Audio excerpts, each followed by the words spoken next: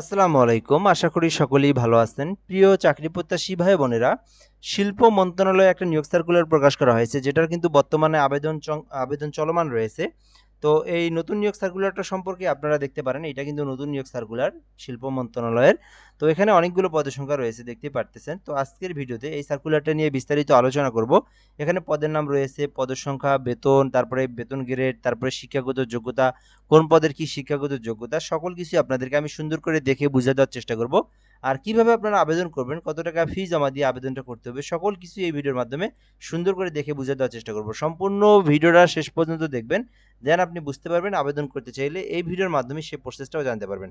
আর একটা বিষয় হচ্ছে, যারা আমাদের চ্যানেলে ভিডিওটা নতুন দেখতেছেন বা আপনি এই চ্যানেলে নতুন, অবশ্যই চ্যানেলটিতে সাবস্ক্রাইব করে রাখবেন। আমরা কিন্তু বাংলাদেশের সকল সরকারি নিয়োগ সার্কুলারগুলো আপলোড দিয়ে থাকি। তো একজন চাকরি প্রত্যাশী হিসেবে অবশ্যই চ্যানেলটিতে সাবস্ক্রাইব করে আমাদের সঙ্গে যুক্ত থাকবেন। শিল্প মন্ত্রণালয়ের অধীনে পেটেন্ট, শিল্প নকশা ও ট্রেডমার্কস অধিদপ্তর, ডিপিডিটি, এটা হচ্ছে সংক্ষিপ্ত রূপ, এর রাজস্ব খাতভুক্ত নিম্ন বর্ণিত শূন্যপদসমূহে স্থায়ী এবং নবসৃষ্ট অস্থায়ী পদে অস্থায়ী ভিত্তিতে উল্লেখিত যোগ্যতা শর্তাদি পূরণ সাপেক্ষে সরাসরি জনবল নিয়োগের নিমিত্তে বাংলাদেশের প্রকৃত নাগরিকদের নিকট হতে কেবলমাত্র অনলাইনে আবেদনের জন্য আহ্বান করা যাচ্ছে। তো এই বিষয়টা দেখতে পারতেছেন, এটা হচ্ছে শিল্প মন্ত্রণালয়ের নিয়োগ সার্কুলার।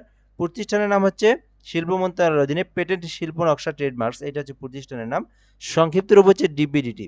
আর এটা কিন্তু রাজস্ব খাতভুক্ত সরকারি স্থায়ী নিয়োগ সার্কুলার, যেখানে বলা হয়েছে বাংলাদেশের যে কোনো জেলার যে কোনো প্রার্থী আবেদন করতে পারবে, ছেলে মেয়ে উভয় আবেদন করতে পারবে। আর আবেদনটা কিন্তু অনলাইনের মাধ্যমে আপনাকে পূরণ করে আবেদনটা করতে হবে। ১ নম্বর পদের নাম রয়েছে ষাট লিপিকার কাম কম্পিউটার অপারেটর, যেখানে ১৩ গ্রেডে একটি পদ রয়েছে। আবেদনের জন্য শিক্ষাগত যোগ্যতা চাওয়া হয়েছে অনার্স অথবা ডিগ্রি পাস। এখানে বলা হয়েছে যে কোনো স্বীকৃত বিশ্ববিদ্যালয় হইতে অনন্য দ্বিতীয় শ্রেণী বা সমমানের সিজিপিএতে স্নাতক অথবা ডিগ্রি। যারা অনার্স পাস করেছেন অথবা ডিগ্রি পাস করেছেন, আপনারা কিন্তু এই ষাট লিপিকার কাম কম্পিউটারে আবেদন করতে পারবেন। আর এখানে কিন্তু কম্পিউটার সম্পর্কে অভিজ্ঞতার কথা বলা হয়েছে, যেখানে বাংলায় ২৫ শব্দ, ইংরেজিতে ৩০ শব্দ থাকলে আবেদন করতে পারবেন। ২ নম্বরে কম্পিউটার অপারেটর রয়েছে একটি পদ। আবেদনের জন্য বিজ্ঞান শাখা থেকে আপনাকে অনার্স পাস করতে হবে অথবা ডিগ্রি পাস করতে হবে।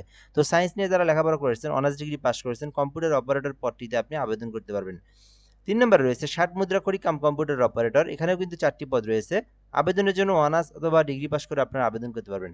তো যারা অনার্স পাস করছেন অথবা যারা ডিগ্রি পাস করেছেন, আপনারা কিন্তু এই ষাট মুদ্রাক্ষরিক কাম কম্পিউটারে আবেদন করতে পারবেন। এখানে ৪টি পদ রয়েছে। এরপরে ৪ নম্বরে রয়েছে অফিস সহকারী কাম কম্পিউটার মুদ্রাক্ষরিক, যেখানে ১৬ গ্রেডে ১২টি পদ রয়েছে। তো এটা কিন্তু অনেক বড় একটি পদ, যেখানে আপনার ১২টি পদ রয়েছে। আবেদনের জন্য শিক্ষাগত যোগ্যতা চাওয়া হয়েছে উচ্চ মাধ্যমিক, অর্থাৎ এইচএসসি পাস করলে আপনারা এটাতে আবেদন করতে পারবেন। আর এখানে কিন্তু কম্পিউটার সম্পর্কে বেসিক নলেজগুলো আপনার জানা থাকতে হবে। ৫ নম্বরে গাড়ি চালক পদ রয়েছে ২টি পদ, যেখানে শুধুমাত্র অষ্টম শ্রেণী পাশে আবেদন করতে পারবেন। আর এখানে অবশ্যই ড্রাইভিং লাইসেন্স থাকতে হবে, বৈধ একটা ড্রাইভিং লাইসেন্স, এবং অষ্টম শ্রেণী থাকলেই গাড়ি চালক পদে আবেদন করতে পারবেন। এটা কিন্তু ১৬ গ্রেডের। ৬ নম্বরে রয়েছে ডুপ্লিকেটিং ফটোকপি মেশিন অপারেটর, যেখানে একটি পদ রয়েছে। এখানে আবেদনের জন্য উচ্চ মাধ্যমিক, অর্থাৎ যেখানে শুধুমাত্র এইচএসসি পাস করে আপনারা এই ডুপ্লিকেটিং মেশিন ফটোকপি অপারেটরে আবেদন করতে পারবেন। ৭ নম্বরে রয়েছে রেকর্ড শর্টার, যেখানে ২টি পদ রয়েছে। শুধুমাত্র এসএসসি পাশে আবেদন করতে পারবেন, অর্থাৎ মাধ্যমিক স্কুল সার্টিফিকেট, এসএসসি পাস থাকলে রেকর্ড শর্টারে আবেদন করতে পারবেন। অফিস সহায়ক পদ রয়েছে অষ্টম, মানে ৮টা পদ রয়েছে ২০তম গ্রেডের মধ্যে। তো যারা এসএসসি পাশে সরকারি চাকরির আবেদন খুঁজে থাকেন, আপনারা এই অফিস সহায়ক পদটিতে আবেদন করতে পারেন, যেখানে বলা হয়েছে মাধ্যমিক স্কুল সার্টিফিকেট, অর্থাৎ এসএসসি পাশে আবেদন করতে পারবেন।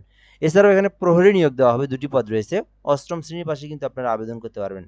তো এই ছিল মূলত আজকের ভিডিওর যে পদের নাম, পদের সংখ্যা, বেতন স্কেল, শিক্ষাগত যোগ্যতা। তো আপনার শিক্ষাগত যোগ্যতা অনুযায়ী যে পদে আপনি আবেদন করতে চান, সেটাতেই কিন্তু আপনি আবেদন করতে পারবেন। আচ্ছা, এরপর আমরা দেখব আবেদনের জন্য যে মূল বিষয়গুলো দেখতে হবে। আবেদন করতে আপনার বয়সটা কিন্তু অবশ্যই ১৮ থেকে ৩২ বছরের মধ্যে হতে হবে, অর্থাৎ ৩২ বছর পর্যন্ত আপনারা আবেদন করতে পারবেন। আবেদনের প্রসেসটাও এখানে বলে দেওয়া হয়েছে, কিভাবে অ্যাপ্লিকেশন করবেন। তো যারা নিজেরাই আবেদন করতে পারেন, যাদের নিজেদের ল্যাপটপ, কম্পিউটার, পিসি রয়েছে, তো আপনারা কিন্তু এই dpdtteletalk.com.bd লিখে সার্চ করবেন। তো সার্চ করলে কিন্তু আপনারা অ্যাপ্লাই নাও অপশন পাবেন। ওখানে আপনি আপনার সকল পার্সোনাল তথ্য, এডুকেশনাল কোয়ালিফিকেশন, একটা ছবি ৩০০ বাই ৩০০ পিক্সেলের, যেটা ফটোশপের মাধ্যমে সাইজ করে নেবেন, এবং ৩০০ বাই ৮০ পিক্সেলের একটা স্বাক্ষর, এগুলো আপনারা সব ঠিকঠাক করে নিয়ে তারপরে আপনারা আবেদনটা করবেন। আবেদনটা কিন্তু আপনারা ২৫শে মার্চ পর্যন্ত করতে পারবেন, অর্থাৎ বর্তমানে আবেদনটা চলমান রয়েছে, যেটা কিন্তু এই যে এই মাস, চলমান মাসের ২৫শে তারিখ পর্যন্ত আবেদন করতে পারবেন। আচ্ছা, আবেদনটা করার পরে আপনাকে ফি জমা দিতে হবে। ফি জমা দেওয়ার প্রসেসটাও আমি এখান থেকে বলে দিচ্ছি, কোন পদের জন্য কত টাকা। তার মধ্যে একটা বিষয় বলে নেই, যারা ঘরে বসে আমাদের মাধ্যমে আবেদন করে নিতে চান, বাংলাদেশের যে কোনো সরকারি চাকরির আবেদনের জন্য আপনারা এই নাম্বারে হোয়াটসঅ্যাপে এসএমএস করতে পারেন। আমরা কিন্তু একদম নির্ভুলভাবে যে কোনো আবেদনগুলো করে দিয়ে থাকি। তো আপনারা হোয়াটসঅ্যাপে এসএমএস করবেন, কোন সার্কুলারে আবেদন করবেন সেটা বলবেন, আমরা একটা ফর্ম দেব, আপনি তথ্যগুলো পূরণ করে দিবেন, আমরা আবেদন করে আপনাকে অ্যাপ্লিকেশন কপির যে পিডিএফটা সেটা আপনাকে সঙ্গে সঙ্গে দিয়ে দেবো। তো চাইলে আপনি আমাদের এই হোয়াটসঅ্যাপ নাম্বারে যোগাযোগ করতে পারেন বাংলাদেশের যে কোনো সরকারি চাকরির অ্যাপ্লিকেশন করার জন্য। তো এরপর আমরা এখান থেকে দেখব আবেদনের জন্য ফি জমা দিতে হবে। তো এখানে ফি হচ্ছে ১ থেকে ৫ এর মধ্যে কেউ আবেদন করলে ১১২ টাকা। আর কেউ যদি ৬ নম্বরে আবেদন করে থাকে অফিস সহায়ক পদ, তাহলে তাকে ৫৬ টাকা ফি জমা দিয়ে আবেদনটা করতে হবে। ঠিক আছে? সো এই ছিল মূলত ভিডিও। তো এরপরে যদি আমরা এখান থেকে দেখি কিভাবে আপনি ফি জমা দিবেন। ফি জমা দেওয়ার প্রসেসটা হচ্ছে ডিপিডিটি লিখে আপনারা প্রথমে ডিপিডিটি লিখবেন মেসেজ বক্সে, তারপর ইউজার আইডি লিখবেন, তারপরে 163 পোল্ট্রি নাম্বার সেন্ড করে দিবেন। তারপরে একটা পিন নাম্বার দেওয়া হয়, পরবর্তীতে আপনারা ডিপিডিটি ইয়েস লিখে পিন নাম্বার লিখে 163 পোল্ট্রি নাম্বারে সেন্ড করে দিলে আপনার পেমেন্টটা হয়ে যাবে। তো যারা নিজেরা আবেদন করবেন, নিজেরাই পেমেন্ট করতে চান তাদের জন্য এই প্রসেসটা। আর যারা দোকান থেকে বা যে কোনো জায়গা থেকে আবেদন করে নেবেন তারা তো যেখান থেকে আবেদন করে নেবেন তারাই আপনার পেমেন্টটা করে দিবে। তো এটাই ছিল মূলত আজকের ভিডিও। তো এখানে আপনারা আবেদন করতে পারেন। এটা হচ্ছে শিল্প মন্ত্রণালয়ের নিয়োগ সার্কুলার, যেটা কিন্তু সরকারি স্থায়ী একটা নিয়োগ সার্কুলার।